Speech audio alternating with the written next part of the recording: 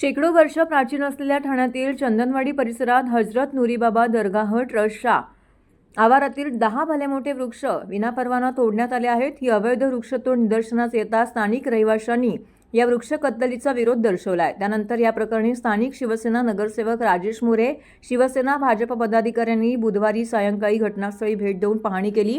Thane महानगरपालिकेसह police प्रशासनाने या वृक्षतोडीची चौकशी करून तातडीने कारवाई करण्याची आग्रही मागणी केली आहे. ठाणे पश्चिमेकडील मखमली तलावाच्या शेजारी असलेल्या नुरीबाबा दरगाह हा मुस्लिम धर्मियांसोबतच हिंदू इतर धर्मियांना देखील श्रद्धास्थान आहे. नुरीबाबा यांच्या नावाने प्रसिद्ध असलेल्या दर्ग्यामध्ये नुरीबाबा यांची समाधी आहे. या दर्ग्या शेजारील मोकळ्या जागेमध्ये 4 अशोका वृक्ष, 2 सुपारीची झाडं, 1 कोकम, 2 नारळाची झाडं, आंब्याचे वृक्ष असे एकूण 10 वृक्ष शनिवारी अवैधरित्या बुंध्यापासून तोडण्यात आल्याचे स्थानिकांच्या निदर्शनास आले आहे. त्यांनी ही बाब स्थानिक लोकप्रतिनिधींना कळवली. त्यानुसार शिवसेना नगरसेवक राजेश मोरे, भाजपाचे प्रदेश शेडगे यासह शिवसेना भाजपाच्या पदाधिकाऱ्यांनी बुधवारी प्रसारमाध्यमांसह प्रत्यक्ष पाहणी केली. हे कृत्य नुरीबाबा दरगाह ट्रस्टचे पदाधिकारी नुरी कुटुंबियांपैकीच असल्याचा आरोप करून महापालिका प्रशासन तसेच पोलिसांनी कठोर कारवाई करावी अशी मागणी केली आहे.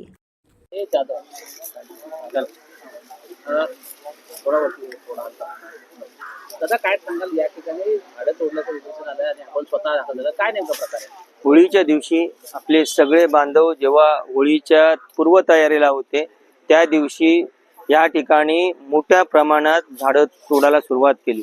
ही दुपारच्या टायमाला सगळी माणसं आली आणि अचानक झाडं तोडायला सुरुवात झाली. तर आजूबाजूच्या स्थानिक माणसांना समजलं. त्यांनी जेव्हा त्याला विरोध करायला सुरुवात केली तेव्हा जेव्हा आतमध्ये आले त्यानंतर ही थांबली. ही खरं तर त्यांचा ही संपूर्ण झाडं जमीनदोस्त करायचा त्यांचा विचार होता आणि त्या दृष्टीने 10, 15, 20 माणसं मोठ्या प्रमाणात सगळं घेऊन ते आले होते. पण स्थानिकांनी विरोध केल्यामुळे त्यांना ते करता आलं नाही. तरी सुद्धा तेवढ्या ह्याच्यात त्यांनी 10 झाडं तोडली. आज ह्या सगळ्या ह्याच्यामध्ये होळीच्या पवित्र दिवशी आणि ह्या सगळ्या ह्याच्यामध्ये ते सगळे मशगूल असताना त्यांनी अचानक येऊन हे सगळं काम केलं. हे निषेधार्थ आहे. म्हणजे फक्त झाडं तोडणं हा विषय नाही. इथे नुरीबाबा दर्गा गेले अनेक वर्षापासून इथे आहे. ह्यांचा होणारा उरूस मध्ये सगळे स्थानिक माणसं पुढाकार घेऊन असतात आणि एकत्रितरित्या करत असतात.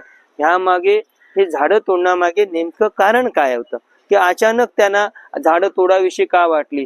आम्हाला सगळ्यांना स्थानिक माणसांना असा संशय आहे की ह्या जागेचा वापर त्यांना काहीतरी वेगळ्या विषयासाठी करायचा आहे.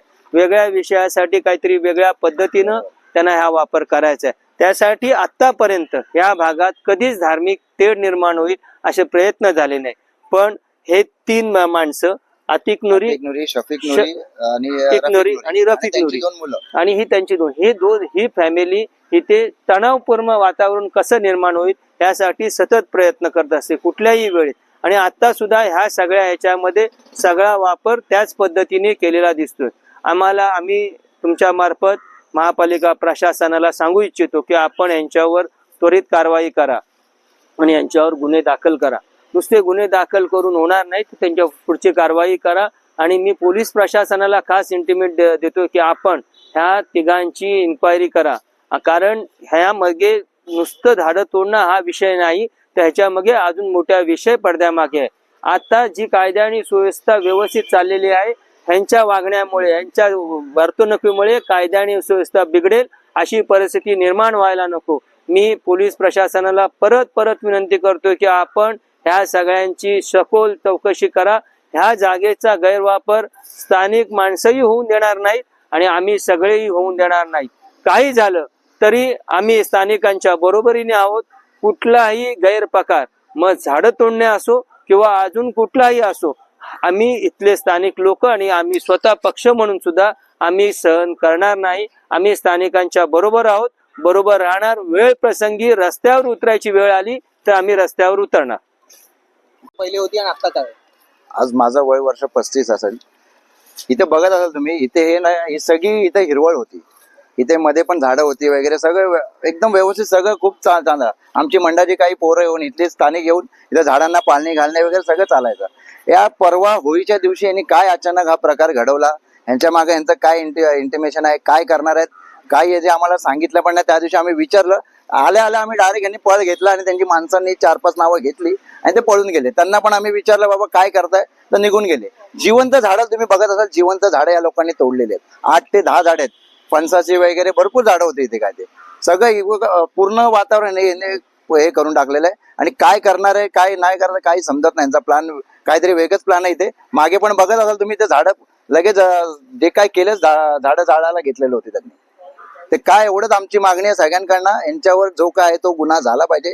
दादा आमचे नगरसेवक जसं बोललं, पण फक्त गुन्हा नाही झाला पाहिजे, त्याचा पाठपुरावा योग्य ती कारवाई करून घ्या, एवढीच विनंती आहे प्रशासनाला. स्थानिक नागरिक आणि नुरीबाबा दर्गा ट्रस्ट याचा एकोपा, सामाजिक एकोपा नेहमीच जपला जातो. नेमका असा काय बाबांवर आमची श्रद्धा, आमच्या पूर्वजांपासून बाबांवर श्रद्धा आहे. आमचं पण राहणार, आमच्या पुढच्या पिढीची पण राहणार. आम्हाला बाबांवर श्रद्धा आणि नुरीबाबा दर्गा ट्रस्टवर कोणाचा काही विषय नाहीये. ही जी मी 3-4 नावं घेतली, 4-5 नावं जी घेतली, यांनीच हा विषय घेतलेला आहे.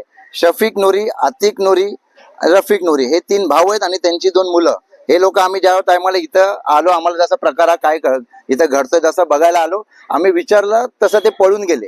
आणि 4-5 माणसं इथे काम करत होते इथे, तर त्यांनी पण पळ घेतला. फोटो व्हिडिओ सगळे आम्ही पाठवलेले आहेत, तुमच्याकडे असतील ते तर तुम्ही त्याच्यात पण बघू शकाल.